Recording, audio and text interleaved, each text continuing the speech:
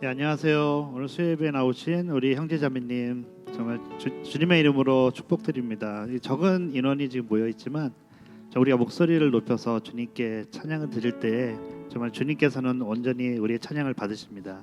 우리 다 같이 일어나셔서 정말 주님을 향한 마음으로 찬양을 드리겠습니다.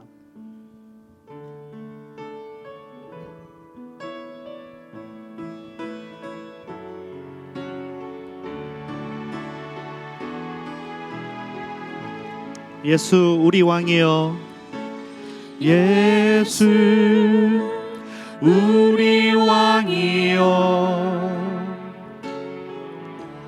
이곳에 오셔서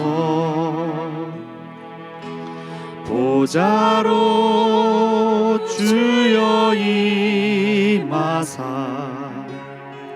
찬양을 받아 주소서. 주님을 찬양하오니 주님을 경배하오니 왕이신 예수여 오셔서 자정하사 다스리소서. 우리 다시 한번 예수 우리 왕이여, 예수 우리 왕이여, 이곳에 오셔서 보좌로 주여 임하사 찬양을 받아 주소서. 주님을 찬양하오니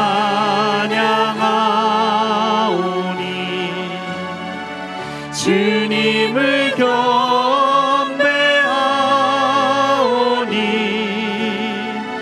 왕이신 예수여 오셔서 자정하사 다스리소서. 우리 다시 한번 예수 우리 왕이여, 예수 우리 왕이여, 이곳에 오셔서 보좌로 주여 임하사 찬양을 받아 주소서. 주님을 찬양하오니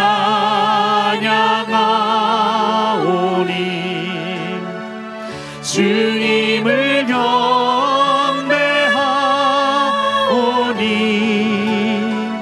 왕이신 예수여 오셔서 자정하사 다스리소서. 주님을 찬양하오니 주님을 찬양하오니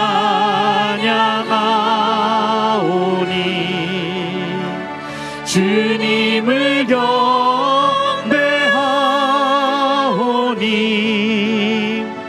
왕이신 예수여 오셔서 자정하사 다스리소서.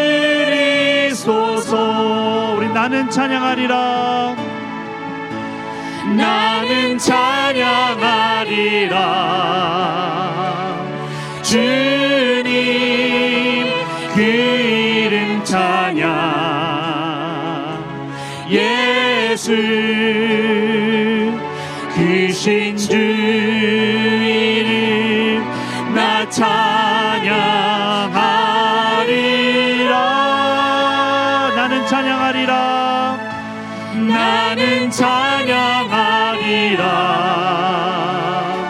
주님 그 이름 찬양. 예수 크신 주 이름 나 찬양하리라. 우리 다 같이 나는 영광 돌리리, 나는 영광 돌리리. 주님 영광의 이름 예수 크신 주 이름 나 찬양하리라. 나는 영광 돌리리. 나는 영광 돌리리. 주님 영광의 이름 예수 크신 주 이름 나 찬양하리라. 나는 찬양하리라. 나는 찬양하리라. 주님 그 이름 찬양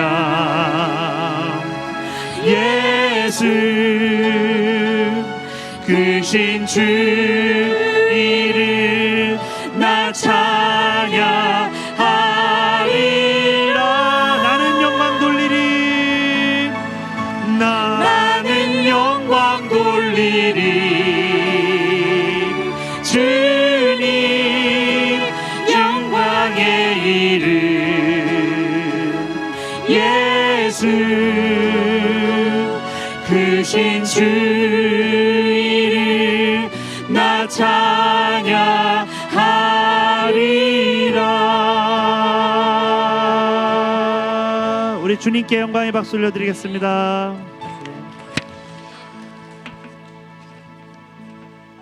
네, 우리 다 같이 자리에 앉으셔 주셔도 됩니다. 네. 우리 시간 주가 일하시네.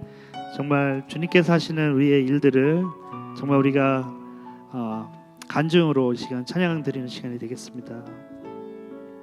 날이 저물어 갈 때 빈들에서 걸을 때 그때가 하나님의 때 내 힘으로 안 될 때 빈손으로 걸을 때 내가 고백해 여호와 이래. 우리 처음부터 날이 저물어 갈 때 날이 저물어 갈 때 빈들에서 걸을 때 그때가 하나님의 때 내 힘으로 안 될 때 빈손으로 걸을 때 내가 고백해 여호와 이래. 주가 일하시네. 주가 일하시네. 주가 일하시네. 주께 아끼지 않는 자에게 주가 일하시네. 주가 일하시네. 신뢰하며 걷는 자에게. 우리 모인 이곳에 우리 모인 이곳에 주님 함께 계시네. 누리네 하나님 은혜. 적은 떡과 물고기 내 모든 걸 드릴 때 모두 고백해 여호와 이래. 주가 일하시네. 주가 일하시네. 주가 일하시네. 주께 아끼지 않는 자에게 주가 일하시네. 주가 일하시네. 신뢰하며 걷는 자에게 주가 일하시네. 주가 일하시네. 주가 일하시네. 주께 아끼지 않는 자에게 주가 일하시네. 주가 일하시네. 신뢰하며 걷는 자에게 주가 일하시네. 주가 일하시네. 주가 일하시네. 주께 아끼지 않는 자에게 주가 일하시네. 주가 일하시네. 신뢰하며 걷는 자에게 신뢰하며 걷는 자에게. 우리 찬양 한 곡 더 하겠습니다. 찬양 한 곡 더 할게요. 우리 주은혜 아버지, 이 찬양을 우리 다 같이 하려 합니다.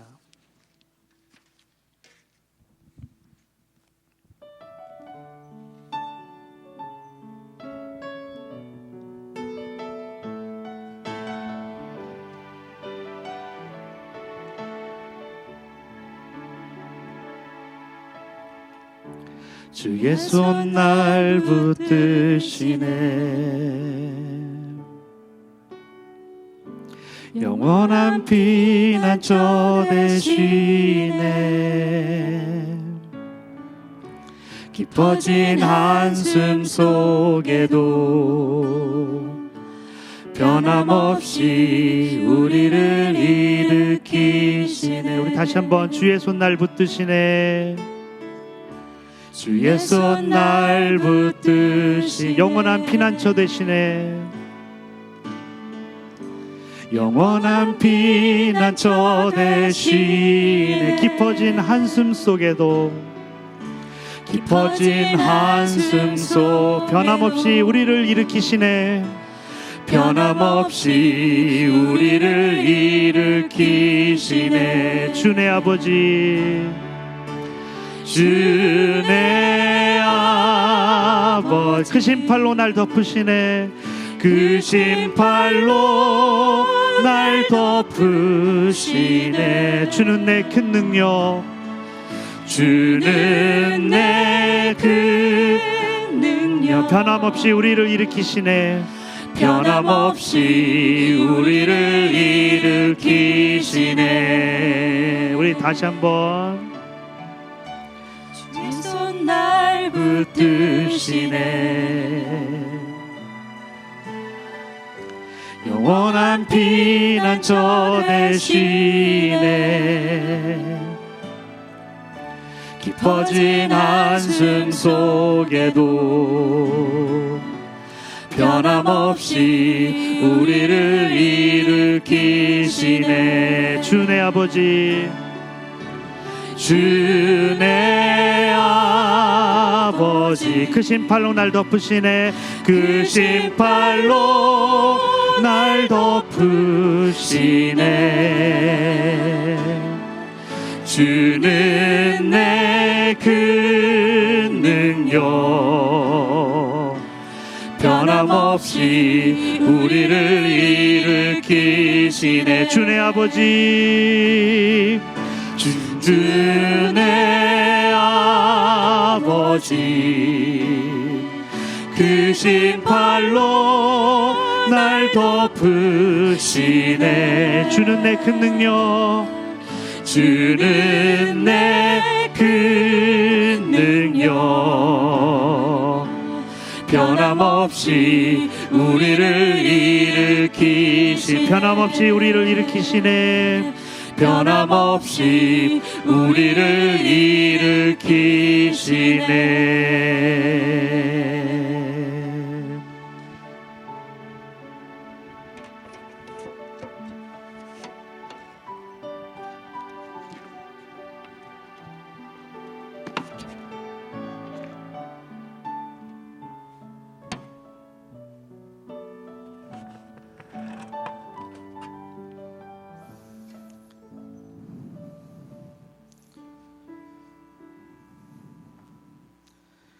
사랑의 하나님 아버지, 우리와 늘 함께 하시고 모든 것을 아시고 주관하시는 하나님, 감사와 찬양을 올려드립니다. 저희가 한 마음으로 함께 예배와 기도를 드릴 수 있도록 허락해 주시니 감사합니다. 하나님 아버지, 저희 빌리지 한인 공동체가 예수님을 더 닮아가려고 지금 트랜지션 기간을 보내는 중입니다. 저희가 신실하게 드리는 예배와 기도로서 힘쓰는 그런 공동체가 될 수 있도록 기도드립니다. 다윗이 시편에서 말한 것처럼 정말 주님 성전 안에서 하루를 보내는 것이 다른 곳에서 첫날을 보내는 것보다 더 낫다는 것을 예배를 통해서 깨닫게 하여 주시고, 다윗처럼 저희가 예배로서 주님의 임재 안에 거하기를 갈망하는 마음이 가질 수 있도록 도와주세요. 가을부터 저희가 목장 모임을 휴년하고 또 주일에 모이는 나눔방을 중점을 두려고 하고 있습니다. 주님, 나눔방 리더들을 세우는 과정에 관여해 주시고, 그리고 저희 공동체가 이것을 계기로 하여서 모이는 데 힘쓰는 공동체, 그리고 주님 안에서 성령으로 하나 되는, 그리고 또 성장할 수 있는 그런 공동체가 될 수 있도록 인도해 주시기를 기도드립니다. 주님, 또한 저희 자녀들을 위해서 기도드립니다. 이번에 새로 대학 가는 학생들도 있고 고등학교, 중학교, 초등학교를 새로 옮기는 그런 학생들도 있습니다. 그들이 이 새 환경에 잘 적응할 뿐만 아니라 하나님께서 학생들을 하나하나 다 지켜주시고, 그리고 같이 함께 해주시고, 그리고 그들이 예수님을 사랑하는 마음이 더 자라날 수 있도록 이끌어주세요. 또한 대학으로 돌아가서 이렇게 떨어져 있는 학생들도 있으니 하나님께서 같이 보호해 주시고 지켜주세요. 저희가 다음 세대가 정말 예수님의 존귀한 이름과 귀중한 것을 아는 것이 이 세상 어느 지식보다 더 중요하다는 것을 알고 살 수 있는 그런 은혜를 주시기를 기도드립니다. 9월 7일에 있는 정교인 피크닉을 위해서 기도드립니다. 이 피크닉을 통해서 정말 빌리지 전체 다문화 가정들이 모여서 펠로십을 할 텐데, 이를 통해서 하나님의 임재를 느끼고, 그리고 저희들의 공동체로 이렇게 더 가까이질 수 있는, 그리고 하나님께 더 가까이질 수 있는 그런 모임을 될 수 있도록 인도하여 주세요.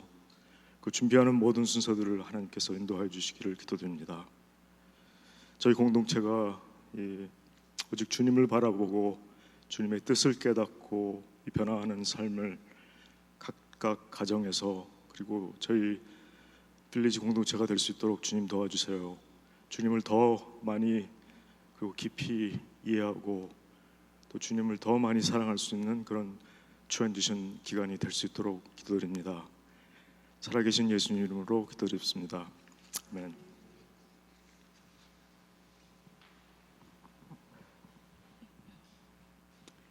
오늘 주신 말씀은 요한계시록 9장 13절에서 21절입니다. 한 절씩 교독하시겠습니다. 여섯째 천사가 나팔을 불었습니다. 나는 하나님 앞에 서 있는 금제단의 넷불에서 울려나오는 음성을 들었습니다.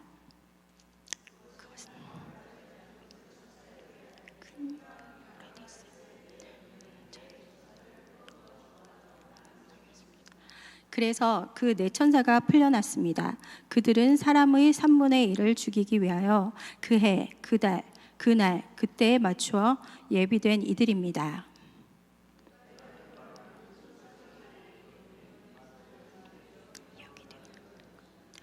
나는 이러한 환상 가운데서 말들과 그 위에 탄 사람들을 보았는데, 사람들은 화홍색과 청색과 유황색 가슴마개를 둘렀고, 말들은 머리가 사자의 머리와 같으며 입에서는 불과 연기와 유황을 내뿜고 있었습니다.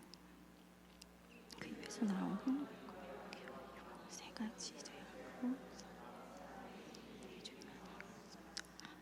그 말들의 힘은 입과 꼬리에 있는데, 꼬리는 뱀과 같고 또 꼬리에 머리가 달려 있어서 그 머리로 사람을 해쳤습니다.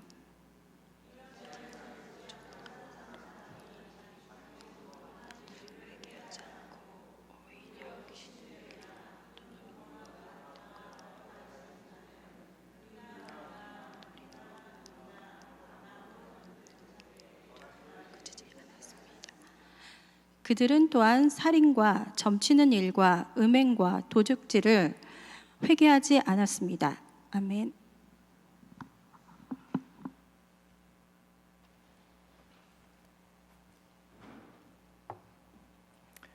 예, 오늘은 이제 여섯째 나팔 환상을 저희들이 같이 보겠는데요. 이 다섯째 이제 나팔까지 나왔고 이제 여섯째 나팔이 나오는데 그 일곱인 그 환상처럼 이제 여섯 번째 이인에 대한 말씀이 나오고 그 다음에는 이제 막간 인터루드가 들어가게 되는데 여기서도 이제 마찬가지입니다. 이제 오늘 여섯째 나팔 불려지는 환상을 보고 나서 이제 막간으로 나오는데 그 막간에 굉장히 중요한 이제 말씀들이 있고요. 이 말씀은 오늘 여섯째 나팔 이 환상이 보여주는 것은 그 이제 막간에 나오는 거기 제가 미리 프리뷰로 조금 말씀을 드리면 교회가 이제 등장하게 됩니다. 교회 사역이. 그래서 그 교회 사역에 대한 준비 과정으로서 이 말씀이 주어집니다. 근데 이곳에서도 역시 마찬가지로 이 묵시 문학적 상상력이 막 굉장히 맥시멈으로 동원된 그런 재앙의 그 환상을 보여주는데요. 자, 한 구장 좀 보겠습니다. 여섯 번째 나팔이 불려지면서 이제 요한이 하나님 앞 금 제단 네 뿔에서 나는 음성을 들었다고 했습니다. 그래서 우리는 이 하늘의 보좌 앞에 있는 어떤 그 제단의 상세한 모습을 알게 되는데 이 제단은 예루살렘 성전에 있었던 그 제단과 모양이 같습니다. 그런데 이 땅에 있는 이 성전 안에서 거기서 가장 거룩한 곳 지성소 안에도 제단이 있었는데 이 구약의 이제 출애굽기 같은데 보면 원래 이 그 제단 앞에 있는 그 모습이 그려져 있는데요. 네 모퉁이에 이제 뿔이 달려 있습니다. 그래서 그 열왕기상 1장에 보게 되면 어떤 모습이 나오냐 하면 범죄를 저지르고 궁지에 몰린 사람이 이 뿔을 잡고 사면을 요구하는 그런 장면도 나오거든요. 그러니까 이 구약의 개념이 하나님의 임재가 있는 곳은 거룩한 곳, 그리고 그곳은 일단 그 피난처, 레퓨지 할 수 있는 그런 장소로 인식되었고요. 죄를 짓고 처형을 당할 수밖에 없는 사람들이 이제 마지막으로 어필하는 곳이거든요. 그래서 이제 처음에 이 하늘 금 제단 앞에 있는 네 뿔에서 나오는 음성은 뭐냐면 이게 죄와 관련이 있다는 겁니다. 그리고 거기서 죄를 용서해 줄 수 있는 그 파워가 나오는 건데 오늘 이제 본문의 마지막에 보면 그 하나님이 이 여섯 번째 재앙을 허락하시는 그 목적, 의도가 나오는데 이게 사람들이 회개하기를 원하는 거거든요.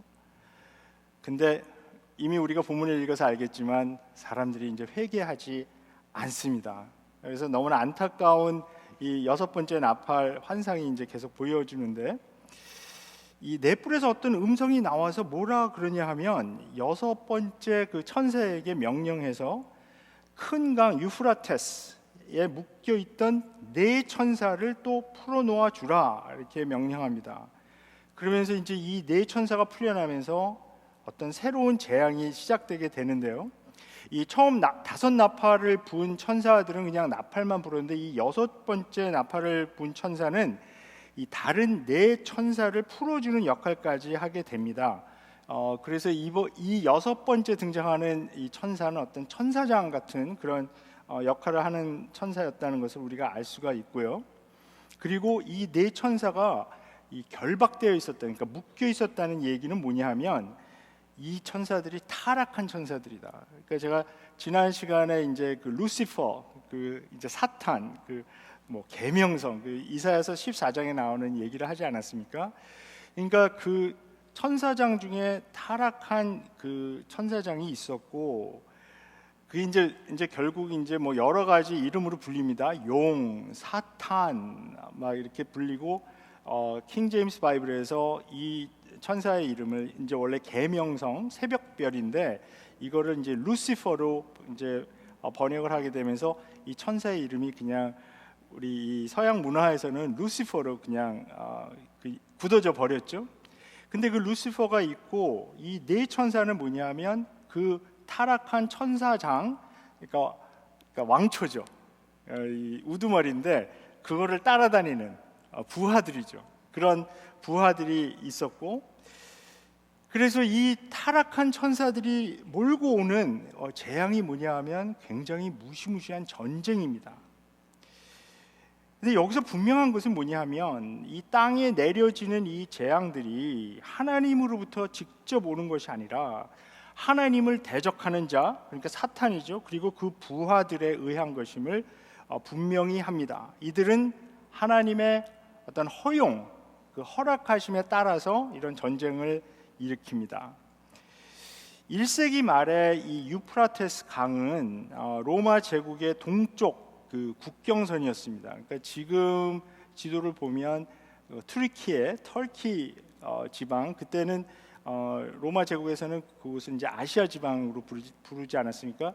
우리가 2장하고 3장을 다룰 때 거기 아시아 지방에 있었던 7교회를 이제 에베소 교회에서부터 쭉 다뤘는데요. 그쪽 그 터키 지방이 있고 그쪽에 이제 동쪽에 거기가 이제 유프라테스 강을 따라서 이렇게 국경선이 이제 형성이 되어 있었습니다. 서기 전 1세기에 폼페이 장군이 거기까지 점령을 했는데 그 강을 건너서 더 동쪽은 점령하지 못했습니다. 그래서 거기를 이제 국경선으로 만들었고요. 그 동쪽에는 로마 사람들이 결국 이제 점령하지 못해, 그러니까 전쟁에서 이기지 못했던 파르티아 제국이 있었고, 그 파르티아 제국에 대해서 로마 사람들은 아주 두려워했습니다. 이 사람들이 굉장히 공격성을 가지고 있고 굉장히 잔인하고, 그리고 지난 시간에도 나왔지만 이 사람들이 보통 이제 머리를 굉장히 길게 이제 기르고, 또 이 사람들이 능했던 것은 말을 타면서 이 활을 잘 쏘는 이런 전쟁 그 기법을 구사했기 때문에 로마 제국의 군대가 사실 한 번도 이기지 못했던 그런 두려워하는 존재가 그쪽에 있었습니다. 이 파르티아 제국의 군대가 유프라테스 강을 건너서 침범해 오는 것, 이걸 굉장히 로마 제국에서는 두려워했는데 그것을 여기서 엄청난 재앙으로 표현하고 있습니다. 그래서 이 6번째 나팔이 불려지면서 요한이 그 로마 사람들이 가지고 있었던 두려움을 암시를 하고 있습니다. 겉으로는 굉장히 강력해 보이는 제국이지만 속으로는 사실 겁을 먹고 있는 그런 무기력함, 이것을 또 보여주고 있고요. 이 네 천사는 하나님이 정하신 아주 그 정확한 날, 때, 시간 이렇게 쭉 나오잖아요. 정확한 시간에 사람 3분의 1을 죽이기 위하여 준비된 이들이었다, 이렇게 말씀하고 있습니다. 그래서 이제 14절과 15절에 보게 되면 이 네 천사가 가져올 이 전쟁 재앙이 철저히 하나님의 주권 아래에서 진행될 것을 강조하게 되는데요. 이 15절에 등장하는 여기 이제 예비된, 맨 마지막 줄에 예비된 이들이다 이렇게 말씀하고 있지 않습니까? 이 동사가 요한계시록에서 7번 사용됩니다. 근데 여기서는 다 뭐를 얘기를 하냐면 준비되었다, 예비되었다.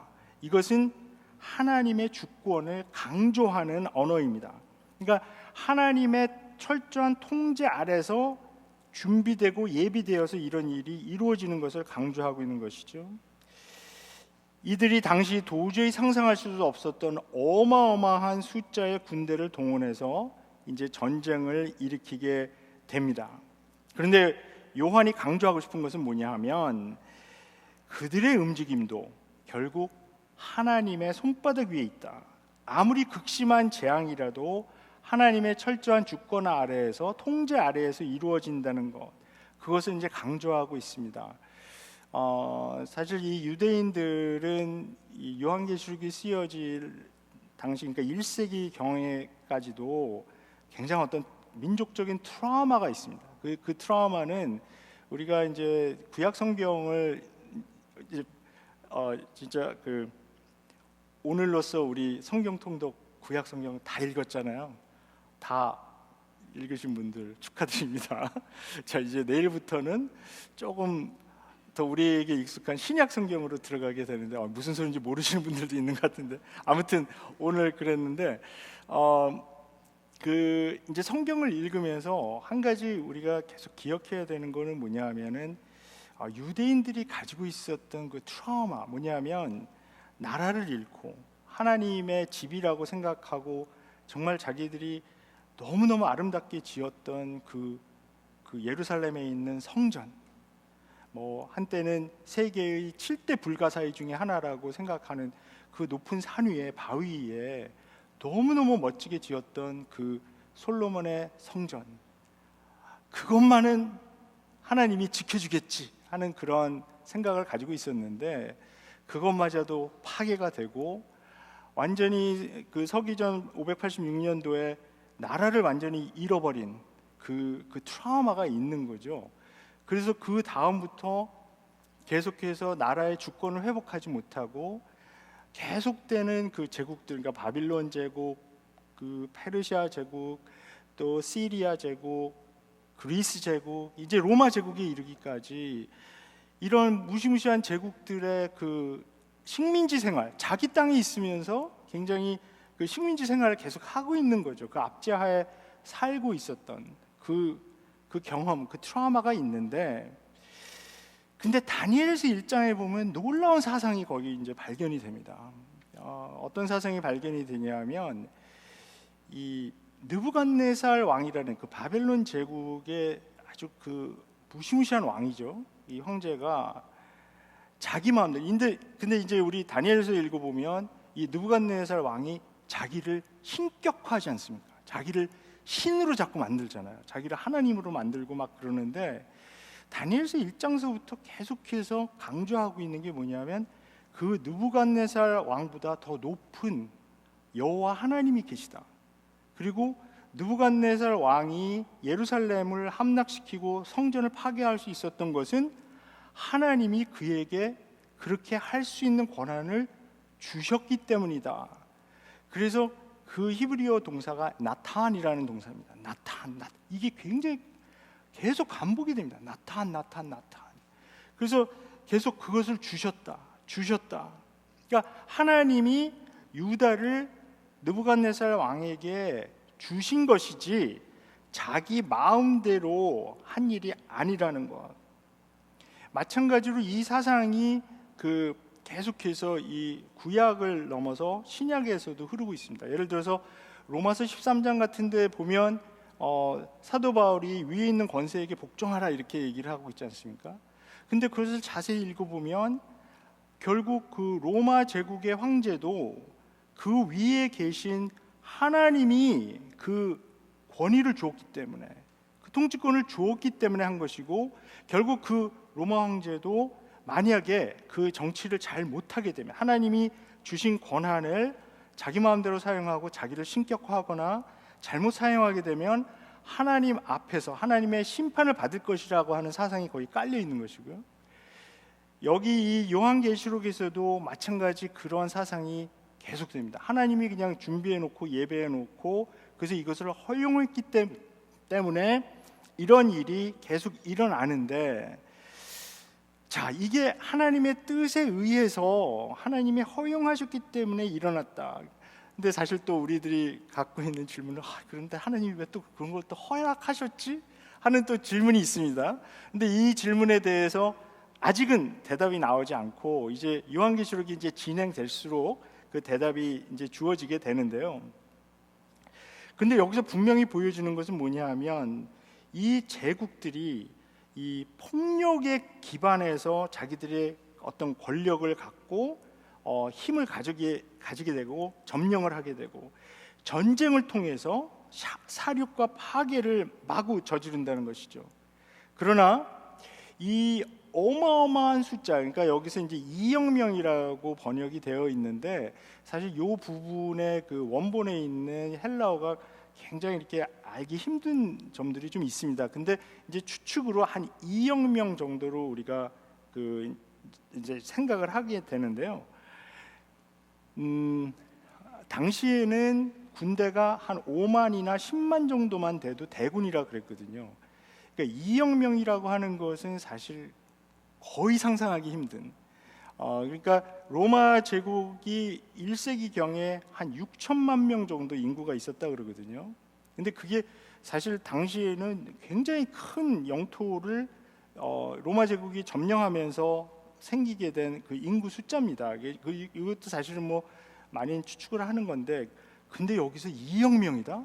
이것은 거의 상상하기 힘든. 그러니까 굉장히 어떤 과장법으로 굉장히 큰 숫자의 군대를 의미하는데, 그런 군대가 전쟁을 일으켰는데 인구의 3분의 1만 죽었다. 그 얘기는 뭐냐 하면 이 3분의 1이라는 숫자도 사실 문자적인 숫자가 아니라 상징적인 숫자인데, 결국 전에는 4분의 1이 죽었던 일이 있었는데 이제는 3분의 1로 표현을 합니다. 이 숫자들이 상징적으로 아직 3분의 2가 남아있다라는 의미고요. 어마어마한 숫자의 군대가 전쟁을 일으켰는데도 그러니까 하나님의 통제 아래서 정해진 숫자만이 희생당하는 그런 일이 있었다, 이렇게 말씀하고 있습니다. 자, 그래서 이제 16절부터 19절까지에서는 그 인구의 3분의 1이 죽임을 당하는 일이 어떻게 일어날지를 이제 설명하게 됩니다. 제가 미리 말씀을 드렸지만 이 2억 명이라는 숫자, 이것은 굉장히 큰 숫자고요.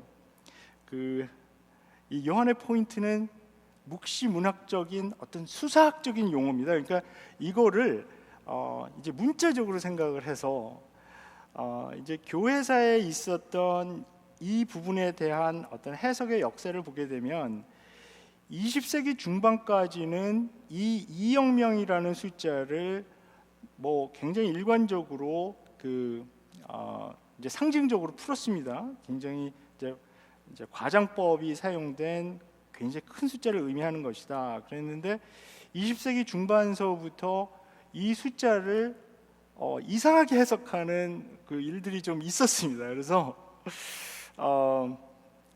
그러니까 어떤 그 뭐랄까 요즘도 있는데 그 반중 정서 같은 것들이 있잖아요.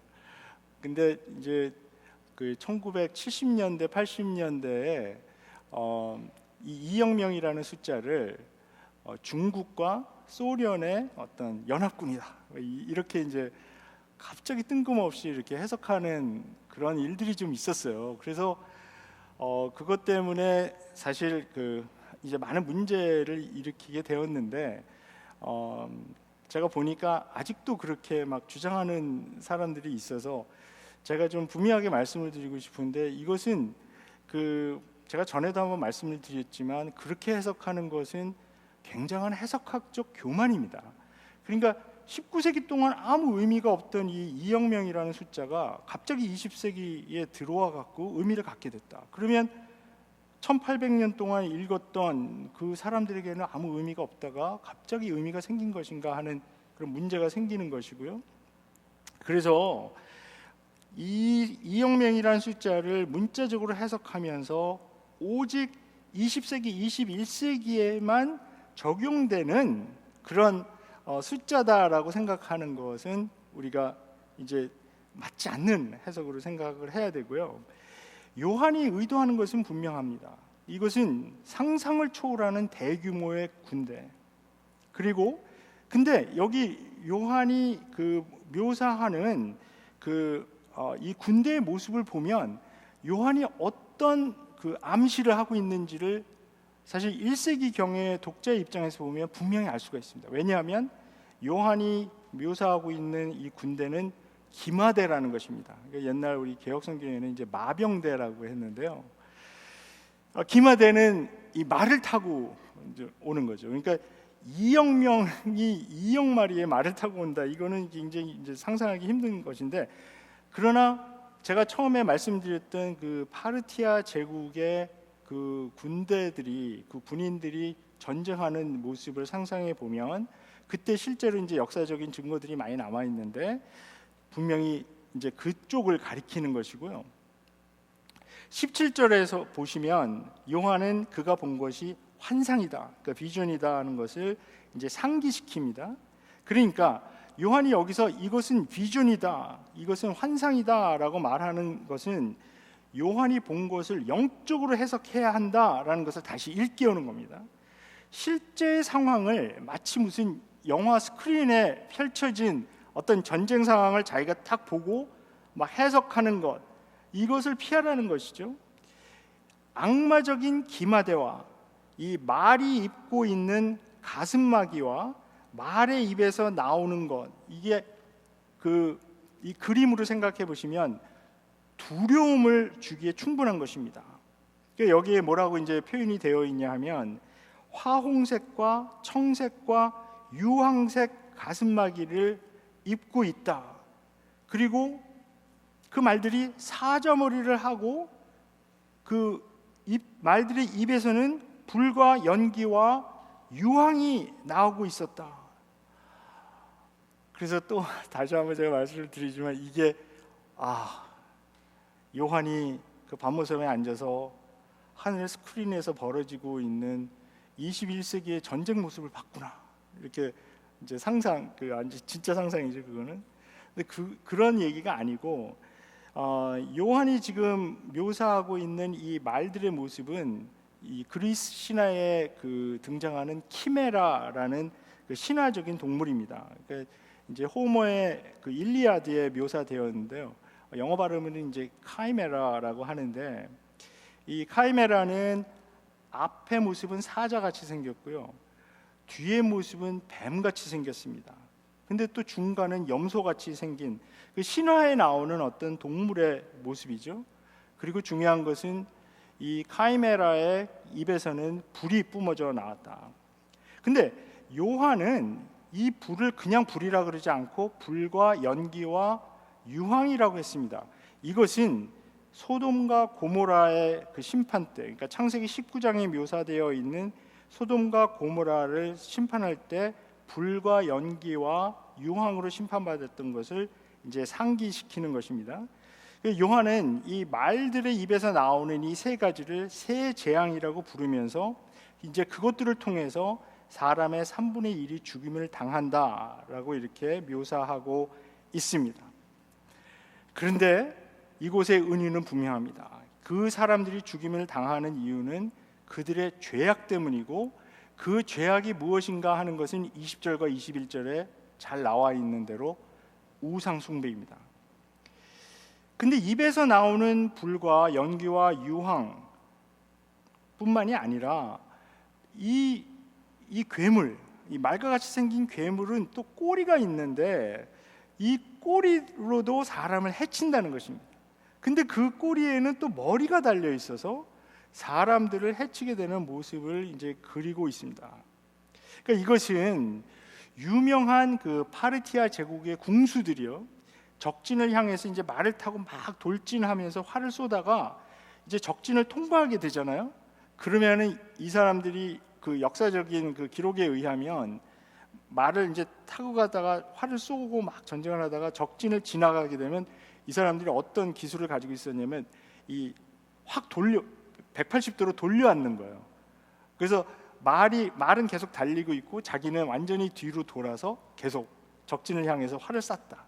이제 그것을 묘사하는 것으로 우리가 이해하면 되겠습니다.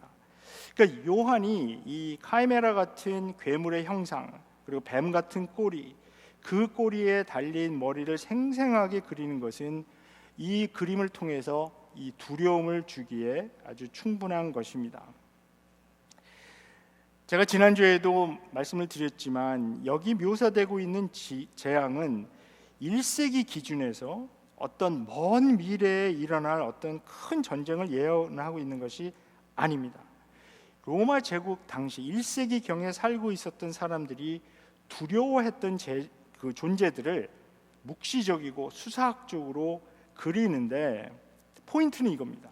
이들이 아무 통제 없이 이 악의 세력들이 마구 활동하는 것 같지만, 그렇지만 사실은 하나님의 통제를 받고 있고 이들이 활동하는 그 시간 자체가 제한되어 있다. 딱 정해진 시간에 그렇게 할 것이다 라는 것을 부각시키고 있고요. 자, 그렇다면 하나님은 왜 이런 재앙이 일어나는 것을 허락하시는 것일까요? 20절과 21절에 요한이 일단 잠정적인 답을 줍니다. 이 9장 20절과 21절, 이 9장의 마지막 두 절은 단지 여섯째 나팔 재앙의 결말뿐만이 아니라 이 첫 번째 나팔부터 시작된 모든 이 나팔이 하나씩 부려질 때마다 일어났던 재앙들, 더 나아가서 이제 일곱 번째 나팔이 불려지고 이제 재앙이 마무리가 되는데 그 재앙들을 다 포함하는 것으로 우리가 이해하면 좋겠습니다. 그러니까 6장 1절서부터 시작된 모든 재앙, 이런 재앙들이 왜 하나님은 이것을 땅에서 일어나는 것을 허락하시는가?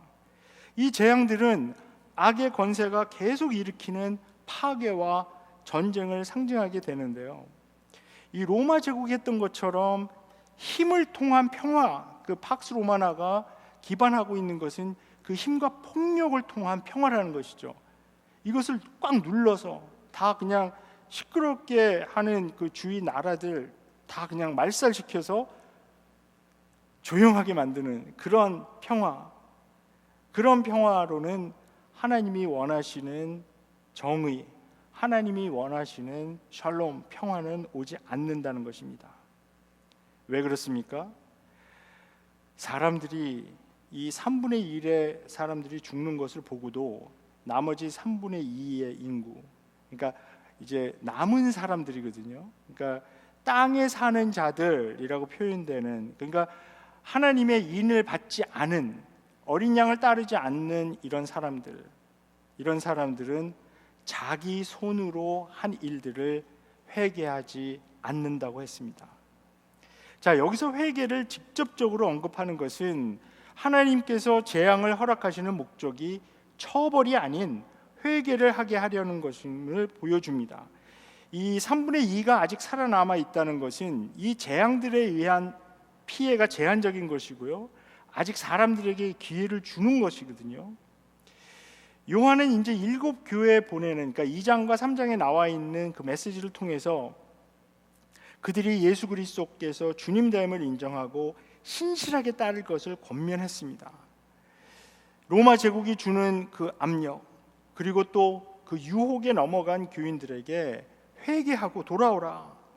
그래서 이제 요한계시록 2장과 3장에 이 7교회에 주는 그 메시지에서 책망받지 않은 두 교회를 빼고서는 5교회에 계속 회개하라라는 동사가 이제 6번이나 반복돼서 주어지거든요. 이 오늘 본문의 9장 20절과 21절에 나와 있는 이 사람들에게도 이제 회개하기 위해서 이런 재앙을 허락하셨다는 것을 말씀하고 있는데요. 이 자기 손으로 한 일들, 이것을 회개하지 않았다. 자기 손으로 한 일들은 이제 구약에서 그 온 표현인데 이것은 바로 우상 숭배를 의미하는 것입니다. 그러니까 이사야서 2장이나 17장에 나와 있는데요. 그 이어지는 묘사는 우상 숭배의 구체적인 행위입니다. 그러니까 자기 손으로 만든 것을 예배한다는 그 의미는 뭐냐면 결국 우상 숭배라는 것이 자기 자신을 숭배한다는 것을 보여줍니다. 아주 여러 재료로 만들어진 우상들은 보거나 듣거나 걸어 다니지 못한다. 이것은 신명기 4장에서 온 표현이고요. 이 귀신들이다 이렇게 이제 묘사되는데, 이 귀신들 그리고 우상들, 이 표현은 사실 같은 거거든요. 이것은 바울이 묘사하는 우상상과 아주 일치합니다. 그러니까 고린도전서 8장 4절에 보면 이 바울이 우상을 어떻게 디파인하냐, 어떻게 정의하냐 하면 사실 우상은 nothing이다, 아무것도 아니다. 그런데 또 우상에게 바쳐진 제물은 귀신에게 바쳐진 것과 마찬가지다라는 표현을 고린도전서 10장에서 합니다. 즉 사실 이 우상, 사람들이 손으로 만들어 놓은 이 우상은 사람들이 만들어낸 어떤 그냥 이미지라는 것이죠. 그런 형상인데 사람들은 자기가 만들어 놓고 거기다가 예배하고 저기 뭐 복빌고 막 이런 짓을 한다는 겁니다. 근데 그 뒤에 숨겨져 있는 영적인 세력, 그 귀신들을 의미하고 있습니다. 자, 이제 마지막 절 21절에 보면 여기 쭉 그 죄목을 이제 열거하게 되는데요. 그러니까 6계명, 우리 지난주에 이제 10계명 설교를 들었는데 6계명, 7계명, 이 8계명 이 세 가지 플러스 거기에 점치는 일라는 것을 이제 더한 것입니다. 근데 이 점치는 일이라고 하는 이 단어가 굉장히 흥미로운 단어입니다. 파르마콘인데요. 파르마콘은 지금 우리가 그 파머시, 그러니까 뭐죠, 약국, 파머시의 원어가 되는 이 말인데요. 옛날에는 이 파르마콘이라는 곳이 사람들에게 그냥 약만 뭐라 그럴까요? 우리도 이제 파머시스트들이 계시잖아요. 그 옛날에는 그러니까 이 고대 그리스 같은 데서는 이 파르마콘에서 이 약만 제조해 주는 게 아니라 점치는 일까지 같이 했다. 이런 일이 있거든요.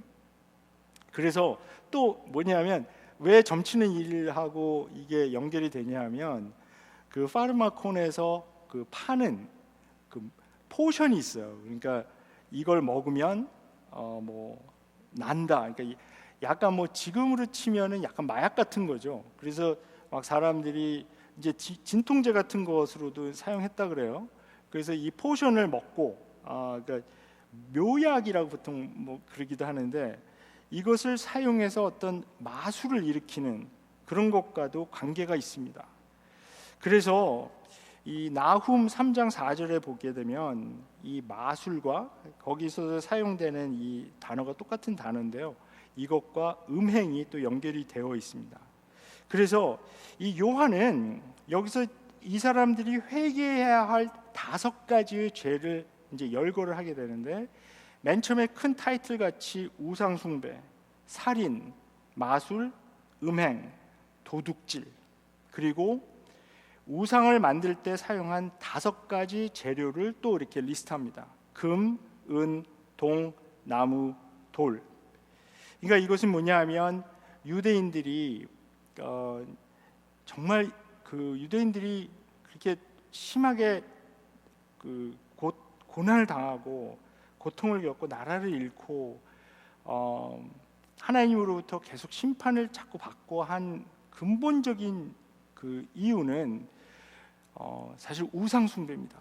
우리가 이제 성경 통독하면서 이제 그 역대기 하 이제 읽었잖아요. 그래서 사실 이제 역대기상, 역대기하 이제 마지막으로 읽었는데, 그러니까 열왕기상하고 열왕기하에 있는 것을 이제 다시 그 리믹스 한 건데, 근데 거기에서도 보면 제가 어제 오늘 읽은 내용을 그것만 보더라도 그 마지막 이스라엘의 왕들과 유다의 왕들이 어떤 왕들은 하나님을 잘 섬겼는데, 그러니까 몇 명이 없죠, 그 왕들 중에. 근데 대부분의 그 왕들은 어떻게 했냐면 그 바알 신을 섬기고 아세라 목상을 만들어 놓고 그 산에다가 자기 우상 숭배하는 그 산당을 지어 놓고 그것을 부시지 않고 그냥 그 백성들이 계속 우상 숭배하게 놔두고 하는, 그러니까 이 왕들의 역사를 이렇게 쭉 쓰면서 그 왕들이 했던 여러 가지, 이거 어떤 특별한 종류의 역사죠. 그러니까 보통 세상에서 쓰는 역사에서는 그 왕이 어떤 외교를 했고 정치를 했고 뭐 경제를 어떻게 했고 뭐 이런 통치를 어떻게 했고 이런 얘기를 이제 주로 관점을 두고 초점을 두고 쓰는데 이 열왕기 상하, 역대기 상하에서 보여주는 이 왕들의 역사는 초점이 거기에 맞춰져 있는 거거든요. 이 사람들이 정말 그 하나님을 잘 섬겼는가, 아니면 우상 숭배에 빠져버렸는가, 그리고 얼마나 하나님께서 주신 그 토라 율법을 소홀히 했으면 이 율법서 자체가 오랫동안 잃어버려져 갖고 그게 있는지도 모르고 있다가 요시야 왕 때 성전을 수리하고 그러다가 율법서를 발견했다. 이게 사실 생각해보면 놀라운 일이거든요. 왜냐하면 그 율법서를 그렇게 주시고 그 율법서에 있는 말씀을 지켜라 그렇게 계속 강조를 했는데도 불구하고 그 율법서 자체를 그게 있는지도 모르고 잃어버렸다가 다시 찾아서 그것을 읽는 것을 듣고 요시야 왕이 막 울고 회개하고 하는 이런 모습들이 나오지 않습니까? 그래서 이런 우상 숭배의 심각한 이런 문제, 이것을 여기서도 이제 또 다루고 있습니다.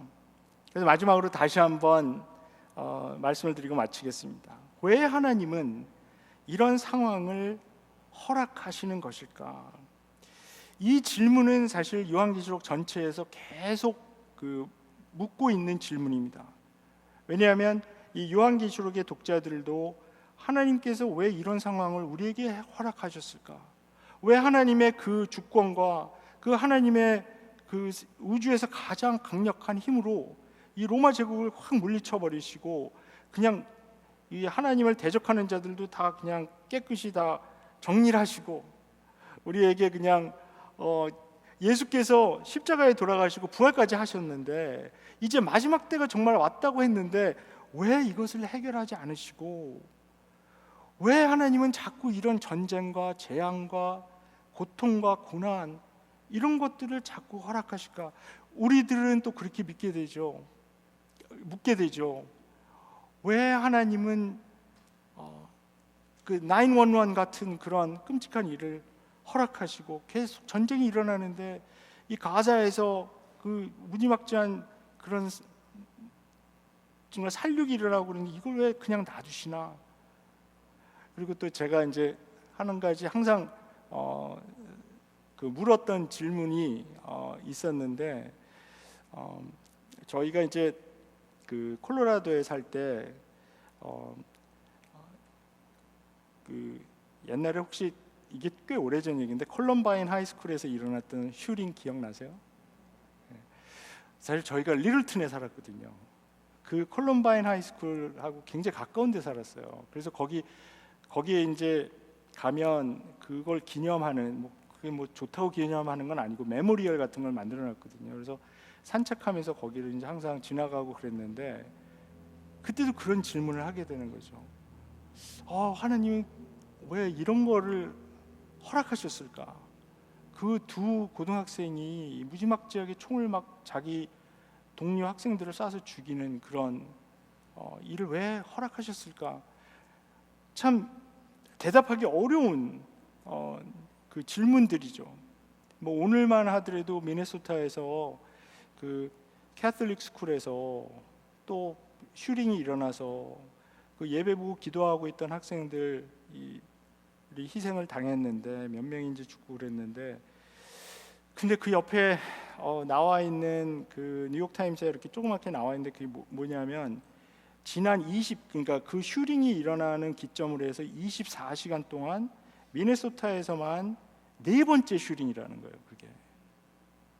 그래서 다 릴레이된 게 아니고, 근데 이런 슈링이 자꾸 일어나고 정말 그래서 이 뉴스 매체에서 보통 슈팅 이거를 보도를 할 때요 어떤 기준이냐면 4명 이상이 죽어야지 이거를 매스 슈팅이라고 해갖고 그 이제 보도를 자세하게 하지 뭐 한두 명 죽는 것 갖고는 잘 보도도 하지 않습니다. 근데 그런 일이 우리가 살고 있는 이 땅에서 지금 이런 폭력 이런 것들이 계속 일어나는데 왜 하나님은 이런 것을 그냥 허락하고 놔두실까? 우리가 이 질문의 답을 명확하게 다 아는 것은 저는 이제 불가능하다고 생각을 합니다. 그런데 로마서 1장에 제가 전에 한번 말씀을 드린 것 같은데 거기에 사실 부분적인 앤서리 좀 있습니다. 그것을 제가 소개하고 마치겠습니다. 이 하나님께서 우상 숭배를 저지르는 사람들에 대한 심판에 관한 말씀이 있습니다. 이 바울은 하나님이 그들을 우리 한국말 번역에 의하면 그냥 내버려 두셨다. 이것을 좀 더 정확하게 번역하면 넘겨주셨다, 그러니까 핸드오버 하셨다라고 표현을 합니다. 근데 이 핸드오버 하셨다라고 하는 표현은 이 구약 사사기 2장 14절에 처음 등장하게 되는데요, 이 하나님을 따르지 않고 우상 숭배하는 이스라엘 백성들을 적의 손에 넘겨주셨다. 그래서 그 이스라엘 백성들이 많은 고통을 당합니다. 그랬을 때 이 백성들이 회개하고 막 하나님께 구해달라고 울부짖습니다. 그러면 하나님이 사사를 세워서 그들을 구출해주고 하는 이런 일들이 반복될 때 사용됐던 그 표현입니다.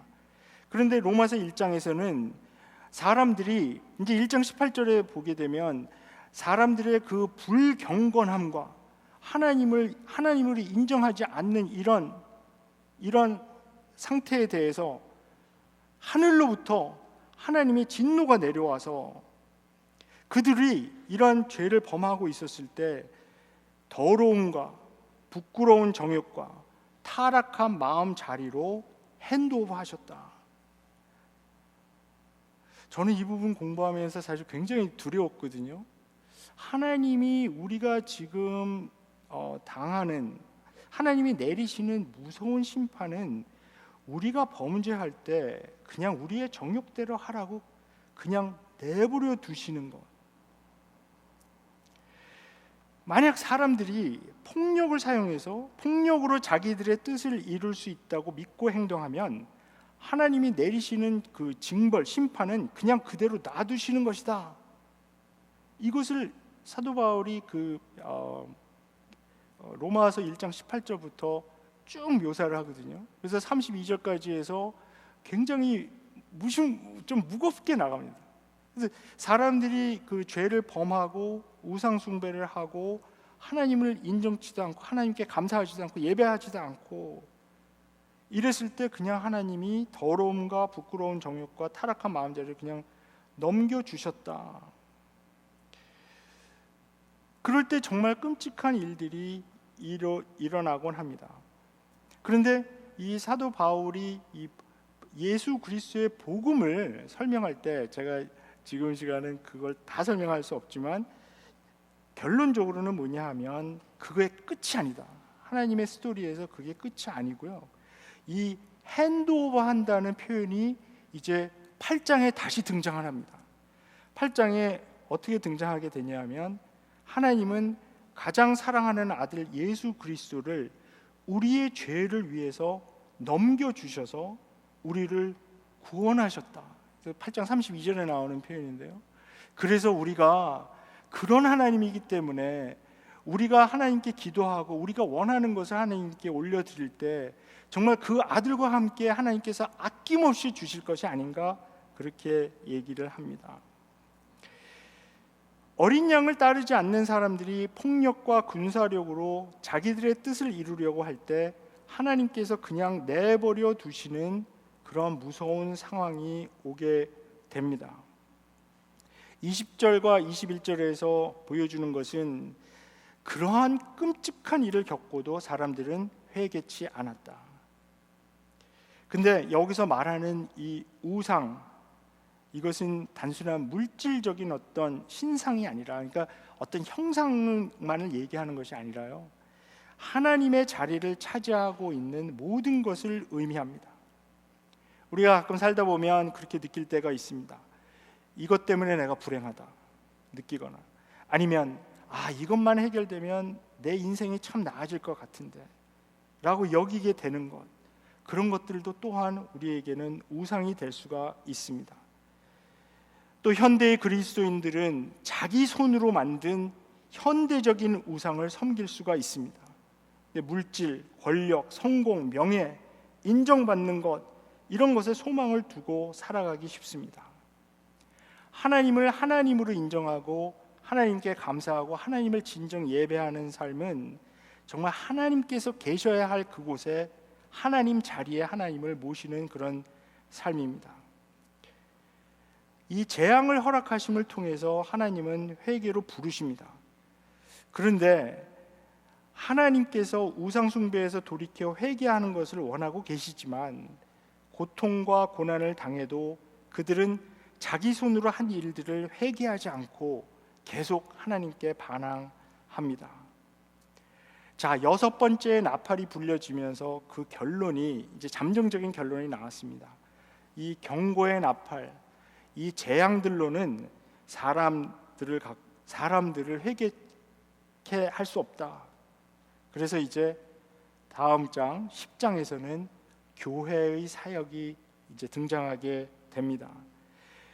여섯 번째 나팔이 다 불려지고 일곱째 마지막 나팔이 불려지기 전에 이제 교회가 등장하고요. 그래서 교회가 어떤 사역을 펼치게 되는지, 그래서 그 교회 사역과 11장에 이제 나오는 두 증인의 사역을 통해서 마침내 회개하는 장면이 나오게 되는데, 그것은 to be continued. 보겠습니다. 예, 같이 한번 기도하겠습니다. 우리 잠시 한 2, 3분간 묵상으로 기도하면 좋겠습니다. 하나님께서 어떤 때는 우리가 이해할 수 없을 정도로 어려운 일이 일어나고 재앙들이 일어나고 전쟁이 일어나고 폭력이 행해지는데도 마치 하나님이 계시지 않는 것처럼 그냥 내버려 두실 때가 있습니다. 그것은 우리가 저지르는 죄악, 폭력을 사랑하고 힘에 의해서 무엇을 해보려고 하는 그런 것에 대한 하나님의 그냥 내버려 둠이라고 사도 바울은 설명합니다. 그랬을 때 하나님께서 원하시는 것은 우리가 사실 회개하고 돌아오는 것인데, 사람들의 마음은 점점 완악해져서 회개하지 않습니다.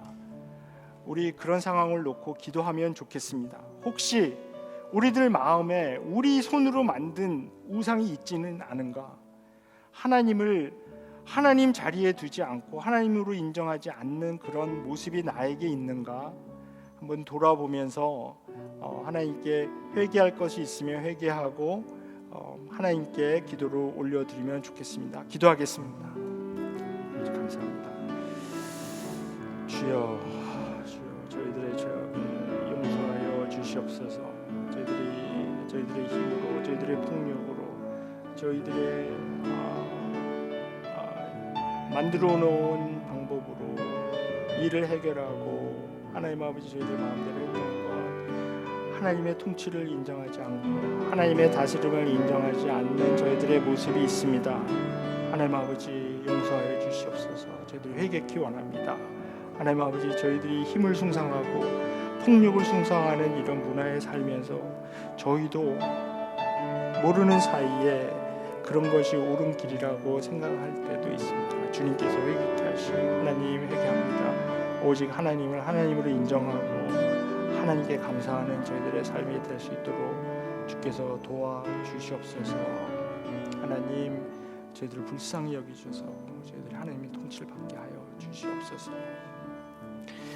하나님 감사합니다. 오늘 요한계시록 9장의 말씀을 통해서 하나님께서 이런 재앙을 내리시는 것이 아직도 남아있는 사람들이 회개케 하기를 원하신다고 했는데, 하나님 이 세상에 정말 하나님을 하나님으로 인정하고 하나님께 감사하며 하나님께 예배하는, 하나님께서 계셔야 할 곳에 하나님을 모시는 일이 정말 우리 세대 우리 자리에 일어나게 하여 주시옵소서.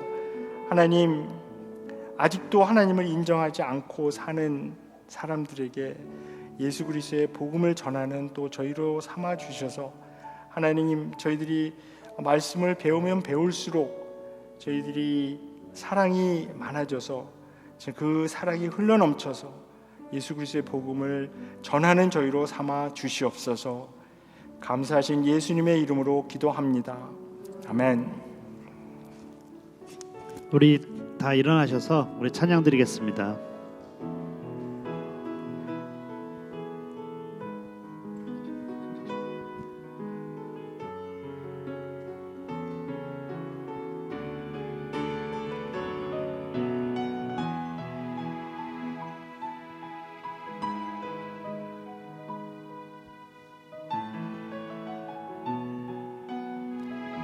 우리 세상 모든 민족이 구원을 얻기까지 쉬지 않으시는 하나님, 주의 심장 가지고 우리 이제 일어나 주 따르게 하소서. 세상 모든 육체가 주의 영광 보도록 우릴 부르시는 하나님,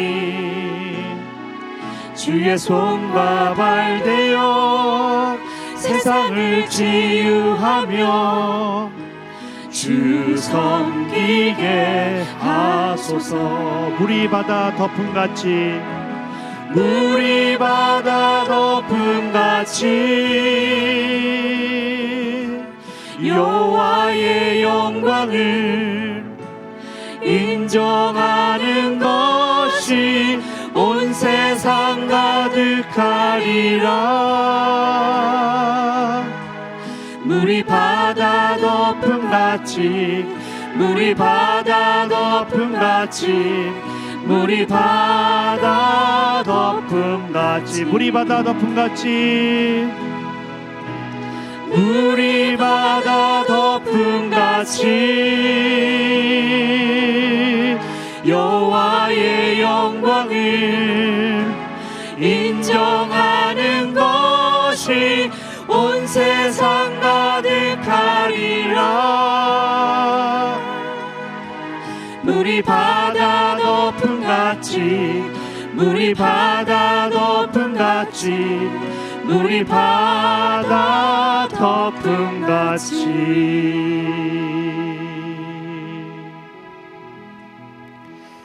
이제는 우리 주 예수 그리스도의 은혜와 하나님 아버지의 사랑과 성령님의 교제가 이제 오직 우리가 지은 죄를 회개하며 하나님이 계셔야 할 곳에 모시기 원하는 우리 귀한 성도들 머리머리 위에 지금부터 영원까지 함께 하시옵기를 간절히 축원하옵나이다.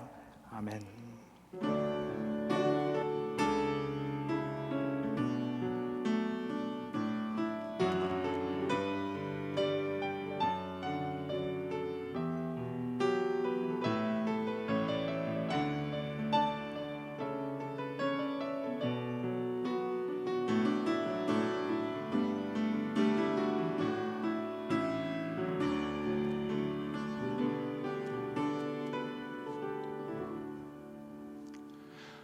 네, 광고 말씀드리겠습니다.